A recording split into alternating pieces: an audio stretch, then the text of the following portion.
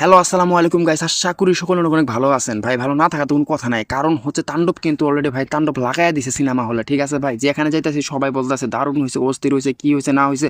তো সেই বিষয় নিয়ে কিন্তু ভাই আজকে কথাবার্তাগুলো বলবো। ঠিক আছে ভাই, তাণ্ডব আসলে কেমন, মানুষের মন্তব্যটা কি, আমি কিন্তু ভাই এখন পর্যন্ত দেখি নাই, হয়তো বা কালকে একটু ভাই ব্যস্ত ছিলাম, সেই জন্য কিন্তু ভাই আমি গতকাল দেখতে পারি নাই। তো আমি কিন্তু ভাই আগামীকাল না হলে ভাই পরশুদিন আমি অবশ্যই ভাই তাণ্ডব কিন্তু দেখতে যাবো, অবশ্যই সুন্দরভাবে দেখবো আমাদের এখানে।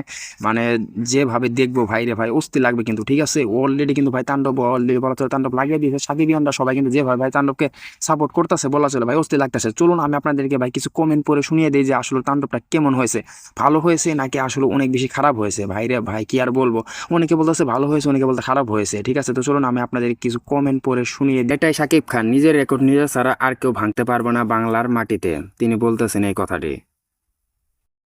স্পয়লার দিয়ে মুভিটারে খাইয়া দিতেছে। আপনার কি মতামত অবশ্যই কমেন্ট করে জানান। এক ভাই এটা কমেন্ট করছে, সিয়াম ফাটাই দিছে, বেস্ট মুভি, দারুণ মুভি, বসকে অস্থির লাগতেছে, বস যা করে তাই অস্থির। শাকিব খান যা করে তাই অস্থির ভাই, এটা একদম সত্যি কথা। ঠিক আছে, যারা শাকিব খানের ফ্যান সবাই কিন্তু জানেন যে শাকিব খান যা করে ভাই তার একদম অস্থির। ঠিক আছে, তো পরবর্তী ভিডিওতে আমরা কি করবো ভাই, নিশোকে নিয়ে কথাবার্তা বলবো। ঠিক আছে, তো এই ভিডিওতে আর বললাম না, লম্বা করলাম না। তো পরবর্তী ভিডিওতে আর ভাই তাণ্ডব মানে কিন্তু আগুন, সেটা কিন্তু অলরেডি আপনারা দেখতে পাইতেছেন।